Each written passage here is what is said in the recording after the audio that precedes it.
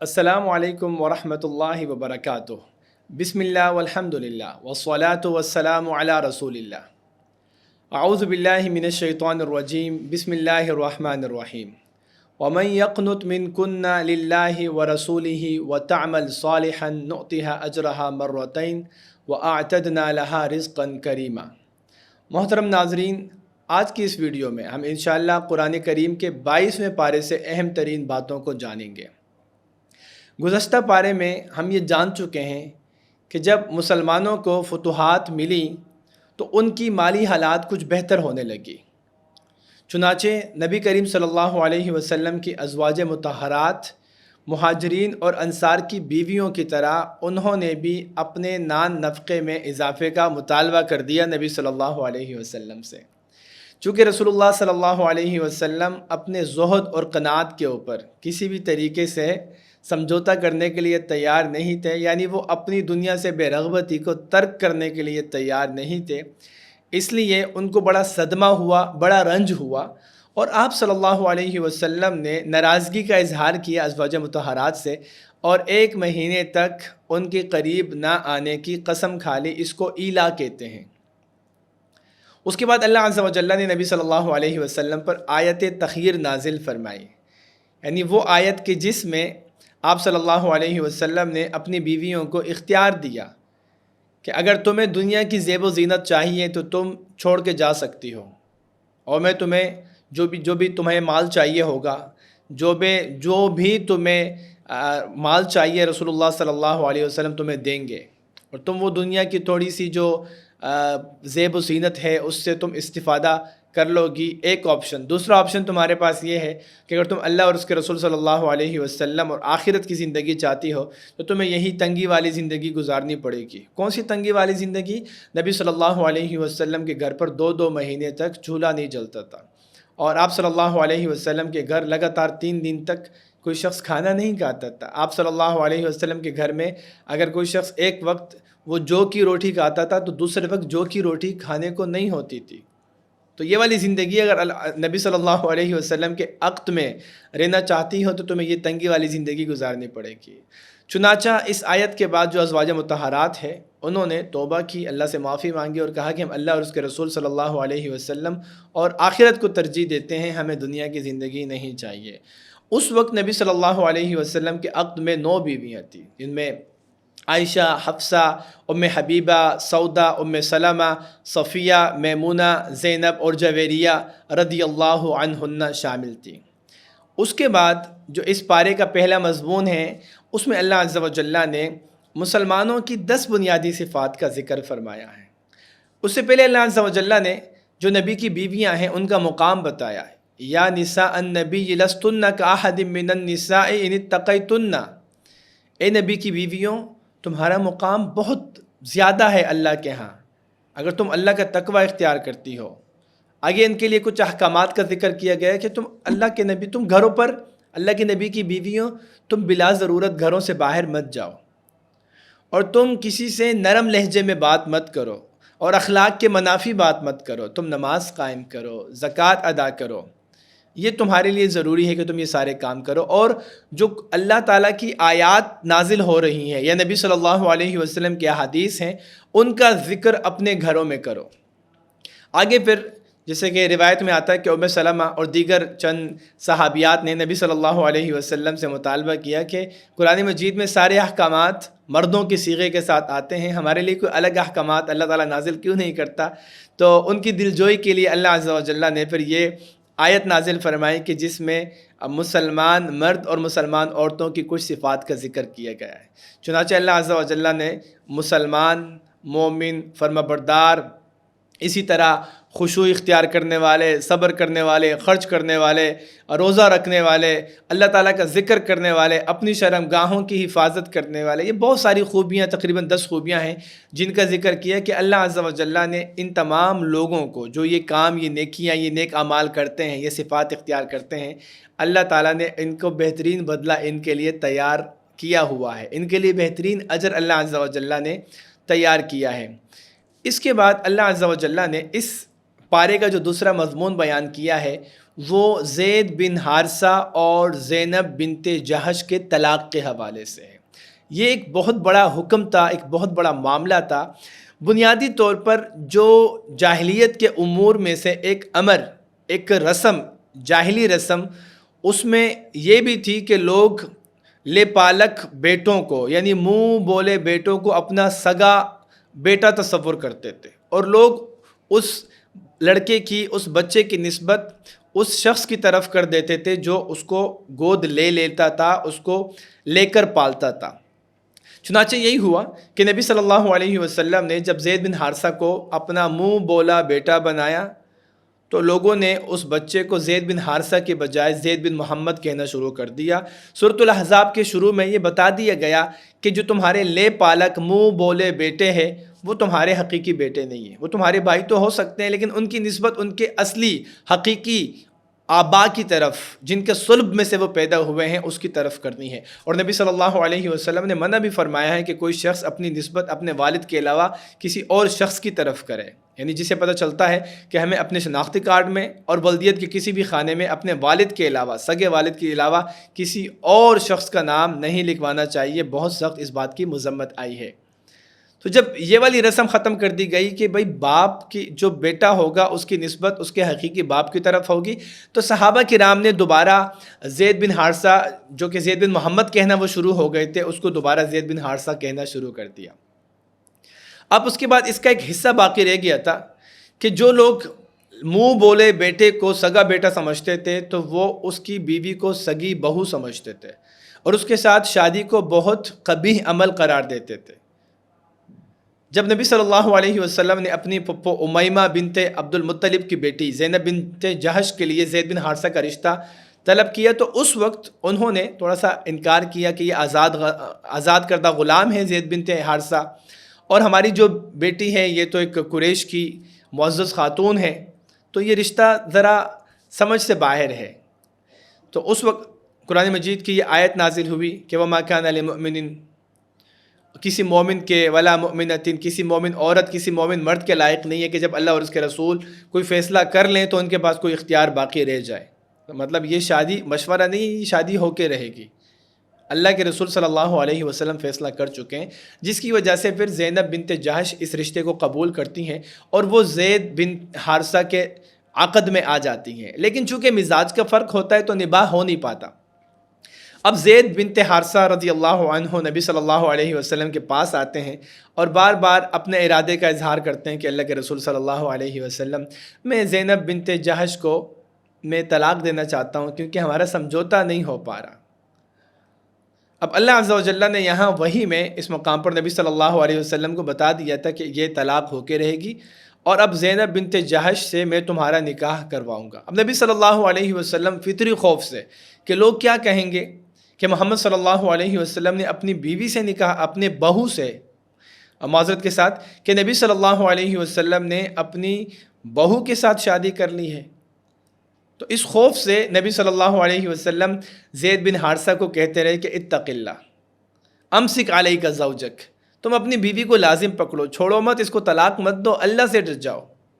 حالانکہ نبی صلی اللہ علیہ وسلم اس بات سے خائف تھے کہ اگر زید نے اپنی بیوی کو طلاق دے دی تو پھر زینب بنت جہش کے ساتھ میں نکاح کروں گا، اور اس کا نتیجہ بڑا خطرناک ہو سکتا ہے کہ لوگ تان و تشنی کرنا شروع کر دیں گے، برا بلا کہنا شروع کر دیں گے، کہ شکوک و شبہات کی باتیں کرنا شروع کر دیں گے۔ لیکن یہاں پر اس مقام پر اللہ عز و جل نے نبی صلی اللہ علیہ وسلم کو واضح کر دیا کہ لوگوں سے بالکل خائف نہ ہو۔ اللہ تعالیٰ اس بات کا زیادہ مستحق ہے کہ اس کا خوف دل میں رکھا جائے، کیونکہ یہ ایک جاہلی رسم ہے، باطل بات ہے، غلط بات ہے۔ تو اس جاہلی رسم کا قلع کما کرنے کے لیے، ہمیشہ کے لیے اس رسم کو ختم کرنے کے لیے آپ کو یہ کام کرنا پڑے گا۔ اس لیے جب زید بن حارثہ نے اپنی بیوی کو طلاق دی اور زینب بنت جہش کی عدت مکمل ہوئی تو اللہ عز و جل نے آسمانوں سے اس خاتون کا نکاح نبی صلی اللہ علیہ وسلم کے ساتھ کیا۔ یہ بڑا ایک معروف واقعہ ہے سورۃ الاحزاب کے ضمن میں، جو کہ اس پارے کا دوسرا مضمون ہے جو ہم اس کو پڑھ رہے ہیں، سمجھ رہے ہیں۔ تو یہ جب نکاح ہوا تو یہ جو ایک جاہلیت کی رسم تھی کہ منہ بولا بیٹا یا اس کی بیوی اس کو اسی طریقے سے اس کا تعامل ہوگا جس طرح سگے بیٹے یا اس کی بیوی یعنی سگی بہو کے ساتھ ہوگا. اس کے فرق کو اللہ عز و جل نے اس طریقے سے واضح کر دیا. اس کے بعد اللہ عز و جل نے نبی صلی اللہ علیہ وسلم کی کچھ خصوصیات کا ذکر فرمایا. یا ایھا النبی انا احللنا لک ازواجک اللاتی آتیت اجورہن، اے اللہ کے نبی ہم نے آپ پر ان تمام عورتوں کو حلال کر دیا ہے جن کو آپ حق مہر آپ نے دیا ہے. یاد رکھیں محترم ناظرین کہ نبی صلی اللہ علیہ وسلم کی کچھ خصوصیات ہیں، کچھ امتیازی نبی صلی اللہ علیہ وسلم کی خصوصیات ہیں جو آپ صلی اللہ علیہ وسلم کے علاوہ کسی امت کے لیے جائز نہیں ہیں. ان میں سے بعض علماء کے نزدیک جو قیام اللیل یعنی تہجد کی نماز ہے نبی صلی اللہ علیہ وسلم کے اوپر فرض تھی، یہ آپ صلی اللہ علیہ وسلم کے لیے خاص طور پر فرض تھی. اسی طرح صدقہ نبی صلی اللہ علیہ وسلم کے اوپر حرام تھا. اسی طرح اگر معاملات کی بات کریں، نکاح کی بات کریں تو نبی صلی اللہ علیہ وسلم کو اجازت تھی کہ وہ جتنی چاہیں عورتوں کے ساتھ نکاح کر سکتے تھے حق مہر دینے کے بعد. کوئی پابندی نہیں تھی، کوئی لیمیٹیشن نہیں تھی. جیسے ایک عام امتی کے لیے میکسیمم ایک وقت میں 4 بیویاں رکھنے کی اجازت ہے، لیکن نبی صلی اللہ علیہ وسلم ایک وقت میں کئی بیویاں رکھنے کے مجاز تھے. اسی طرح نبی صلی اللہ علیہ وسلم کی خصوصیت یہاں پر یہ بتائی گئی کہ اگر کوئی خاتون اپنے آپ کو رسول اللہ صلی اللہ علیہ وسلم کے لیے ہبہ کرے تو نبی صلی اللہ علیہ وسلم بغیر حق مہر کے اس کے ساتھ نکاح کر سکتے ہیں. تو یہ چند خصوصیات، اور ان میں سے ایک خصوصیت یہ بھی بیان کی گئی کہ آپ صلی اللہ علیہ وسلم اپنی بیویوں کی باریاں جو مقرر کرتے تھے تو آپ کو اختیار تھا کہ کسی کی باری موقوف بھی کر سکتے تھے. تو رسول اللہ صلی اللہ علیہ وسلم کی بہت ساری یہاں پر خصوصیات کا ذکر کیا. آگے اس صورت کے اندر نبی صلی اللہ علیہ وسلم کے گھر میں داخل ہونے، وہاں پر وقت گزارنے، وہاں پر کھانا کھانے اور وہاں پر رکنے کے بہت سارے آداب بتائے ہیں. اور اسی اثناء میں یعنی زینب بنت جہش کے ساتھ نبی صلی اللہ علیہ وسلم کی جب شادی ہوئی تو اس وقت اللہ عز و جل نے پردے کا حکم بھی نازل فرمایا، جسے آیت حجاب کہا جاتا ہے. باقاعدہ پردے کا حکم نازل ہوا اور اس کے ساتھ یہ سورۃ الاحزاب کا پھر اختتام ہوتا ہے. اس کے بعد اللہ عز و جل نے سورۃ السبا کا ذکر کیا. سورہ سبا کا آغاز ہوتا ہے.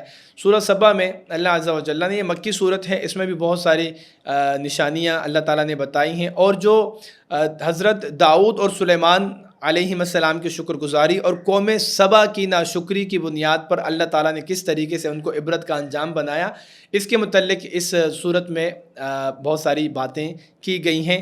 چنانچہ ہمارا جو تیسرا مضمون ہے اس پارے کا وہ اس متعلق ہے کہ لقد کان لسبأ فی مسکنہم آیہ، کہ قوم سبا یہ اللہ تعالیٰ کی نشانیوں میں سے ایک نشانی تھی، کیونکہ یہ اتنی اللہ عز و جل نے اس قوم کو خوشحال رکھا تھا کہ اس کے دائیں طرف بھی باغات تھے اور بائیں طرف بھی باغات تھے، یعنی سرسبز و شادابی ان کو وراثت میں ملی تھی.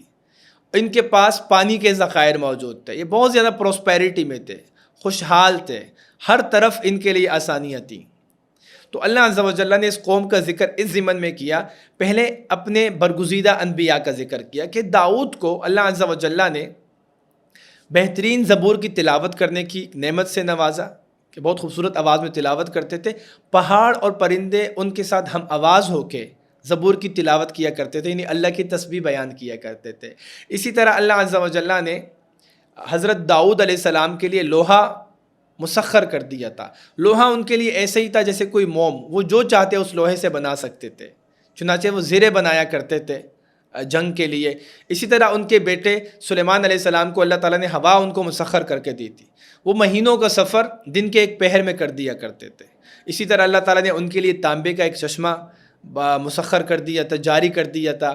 جنات کو ان کے تابع کر دیا تھا کہ بہت سارے جنات سے وہ کام لیا کرتے تھے، بڑے بڑے محل تعمیر کروایا کرتے تھے، بہت زیادہ ان سے وہ خدمت کے کام لیا کرتے تھے، وہ ان سے کھانے تیار کروایا کرتے تھے.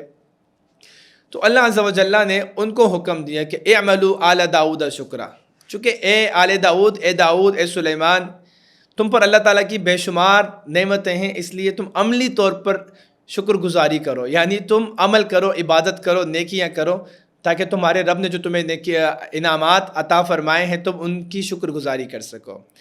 اس کے مقابلے میں اللہ عز و جل نے پھر قوم سبا کے حوالے سے بات کی ہے کہ جو قوم سبا ہے وہ ناشکری کے راستے پر چل پڑے. پوری کی پوری قوم، اللہ تعالیٰ نے ان کو نعمتوں سے نوازا، لیکن وہ ناشکری کے راستے پر چلے، اور ناشکری کے راستے پر چلنے کی وجہ سے اللہ عز و جل نے بالآخر ان کو دنیا میں ہی ان کی خوشحالی، ان کی پراسپیرٹی کو ایڈورسٹی میں بدل دیا، بدحالی میں بدل دیا. اللہ تعالیٰ نے ایسا سیلاب بھیجا کہ ان کے سارے باغات تباہ ہو گئے، اور چند کڑوے پھلوں کے علاوہ، بد ذائقہ پھلوں کے علاوہ، کچھ بیری کے درختوں کے علاوہ، جھاؤ کے علاوہ وہاں ان باغوں میں پھر کچھ نہیں رہا. ساتھ ہی ساتھ وہ یہ بد دعائیں بھی کیا کرتے تھے، کیونکہ شہر اتنے قریب تھے ان کے کہ ان کا کوئی بھی مسافر اس کو سفر کرنے میں مشکل کا سامنا نہیں کرنا پڑتا تھا کہ وہ صبح سے سفر شروع کرتا دوپہر تک تو وہ کسی شہر میں ہی اترتا تھا. بہت قریب قریب شہر تھے. تو انہوں نے خود ہی دعا کی کہ یہ کیسے سفر ہے، اللہم باعد بین اسفارنا، کہ ربنا باعد بین اسفارنا، کہ اے اللہ، اے ہمارے رب، ہمارے جو اسفار ہیں، ہمارے جو سفر ہیں، ان میں دوری پیدا فرما. تو اللہ تعالیٰ نے ان کے سفروں میں دوری پیدا فرمائی، اور ان کے جو قریب قریب شہر تھے وہ بھی ان کی اس حماقت کی وجہ سے دور کر دیے گئے. تو مقصد یہ، اس قوم سبا کی مثال دینے کا مقصد یہ تھا کہ ناشکری کی جو سزا ہے وہ اللہ تعالیٰ دنیا میں بھی دیتا ہے. تو محترم ناظرین، ہم نے ابھی تک 4 مضامین بیان کیے ہیں. جس طریقے سے ہم نے نبی صلی اللہ علیہ وسلم کی ازواج سے متعلق مومنین کی جو بعض مومنین کی صفات ہیں، نبی صلی اللہ علیہ وسلم کی بیویوں کے صفات کے بارے میں، یعنی ان کا مقام، اور مسلمانوں کی جو بعض صفات ہیں ان کا ذکر کیا. حضرت زینب اور حضرت زید رضی اللہ عنہما کی طلاق کا ہم نے ذکر کیا، نبی صلی اللہ علیہ وسلم کی خصوصیات کا ذکر کیا. اور چوتھا مضمون ہمارا یہ کہ کس طریقے سے ناشکری کی بنیاد پر اللہ تعالیٰ نے قوم سبا کو وہ عبرت کا نشانہ بنایا ہے. آگے اللہ عز و جل نے سورہ فاطر کے ضمن میں مومن اور کافر کی مثال بیان کی ہے. اللہ تعالیٰ فرماتے ہیں کہ وَمَا يَسْتَوِي الْأَعْمَى وَالْبَصِيرُ وَلَا الظُّلُمَاتُ وَلَا النُّورُ وَلَا الظِّلُّ وَلَا الْحَرُورُ، کہ جس طریقے سے ایک دیکھنے والا اور نابینا برابر نہیں ہو سکتے، جس طریقے سے اندھیرے اور روشنی برابر نہیں ہو سکتے، جس طریقے سے دھوپ اور چھاؤں برابر نہیں ہو سکتی، بالکل اسی طریقے سے جو زندہ ہیں وہ مردہ اور مردہ برابر نہیں ہو سکتے. یہ مثالیں اللہ عز و جل نے یہاں پر کیوں بیان کی؟ یہ مثالیں اس لیے بیان کی ہیں کہ مومن اور کافر کا انجام لوگوں کو پتہ چل جائے. ابھی سے ایک انسان فیصلہ کر سکے کہ مجھے کس راستے پر چلنا ہے. جب یہ چیزیں دنیاوی اعتبار سے برابر نہیں ہو سکتی اور ہم تسلیم کرتے ہیں، بالکل اسی طرح ایک مومن ہدایت یافتہ جو شخص ہے، جو اللہ کی فرما برداری میں زندگی گزارتا ہے، اس کا انجام، اور ایک کافر، ایک نافرمان شخص جو اللہ کی نافرمانی میں، ایک گمراہ شخص جو اللہ کی نافرمانی میں زندگی گزارتا ہے، اس کا انجام کیسے ایک ہو سکتا ہے؟ تو سورہ فاطر کی روشنی میں اس بات کو واضح کر دیا ہے کہ یہ جو چیزیں مختلف ہیں دنیاوی اعتبار سے، اسی طریقے سے مومن اور کافر کا انجام بھی مختلف ہوگا.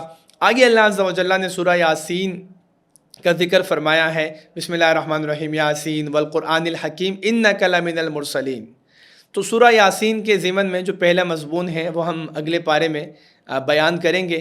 تو اس پارے سے ماخوذ چند فوائد میں سے پہلا فائدہ یہ ہے کہ ہمیں بھی دنیا سے محبت نہیں کرنی چاہیے. ہم دنیا میں ایک اچھی زندگی گزار سکتے ہیں اور ایک خوشحال زندگی گزار سکتے ہیں، لیکن نبی صلی اللہ علیہ وسلم، آپ دیکھیں کہ وہ دنیا سے دل لگی آپ صلی اللہ علیہ وسلم نے نہیں لگائی.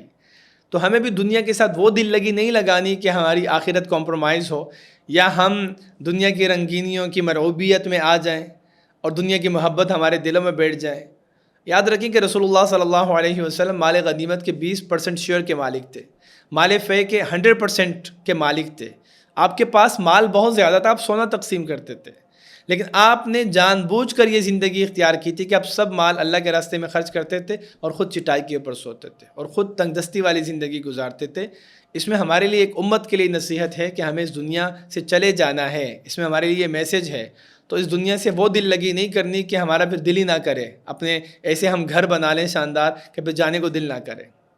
دوسرا سبق جو ہمیں اس پارے سے ملتا ہے وہ یہ ہے کہ ہمیں ہمیشہ اللہ تعالیٰ کے حکم کی فرما برداری کرنی ہے۔ بظاہر بہت سارے کچھ کام مطلب ایسے ہوں گے کچھ کام کہ ہمیں لگے گا کہ یہ کام اگر ہو گیا تو لوگ طعنہ دیں گے، لوگ جو ہے وہ باتیں سنائیں گے، لوگ طنز کریں گے، تو ہمیں لوگوں کی پرواہ نہیں کرنی۔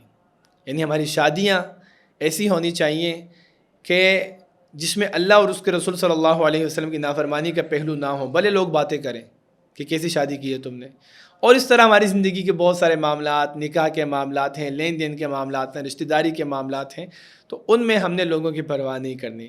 تیسرا فائدہ جو ہمیں اس پارے سے سیکھنے کو ملتا ہے وہ یہ ہے کہ ہمیں ہمیشہ نعمتوں کو ڈھونڈنا ہے۔ سوچیں اللہ تعالیٰ نے کیا کیا نعمتیں ہمیں عطا فرمائی ہیں، اور ان نعمتوں پر اللہ تعالیٰ کا شکر ادا کرنا ہے، جیسے کہ اللہ کے انبیاء اللہ کا شکر ادا کیا کرتے تھے۔ اور ذہن میں رکھیں کہ جو لوگ اس دنیا میں اللہ تعالیٰ کی ناشکری کرتے ہیں، اللہ تعالیٰ دنیا میں ہی ان سے نعمتیں لے لیتے ہیں واپس۔ اور چوتھا اور آخری فائدہ کہ ہمیں ہمیشہ فرما برداری کی زندگی گزارنی ہے، کیونکہ نافرمانی اور فرما برداری دو مختلف رویے ہیں اور دونوں کا انجام مختلف ہوگا۔ ہمیں کیسے انجام چاہیے، ہم اس دنیا میں ابھی ہمارے پاس موقع ہے، طے کر سکتے ہیں۔ تو ناظرین کرام، اسی کے ساتھ ہی ہمارے 22ویں پارے کا اختتام ہوتا ہے۔ انشاءاللہ آپ سے ملاقات ہوتی ہے اگلے پارے کے ساتھ کل۔ سبحانک اللہم و بحمدک نشہد ان لا الہ الا انت نستغفرک و نتوب الیک۔ جزاکم اللہ خیرا۔ السلام علیکم ورحمۃ اللہ وبرکاتہ۔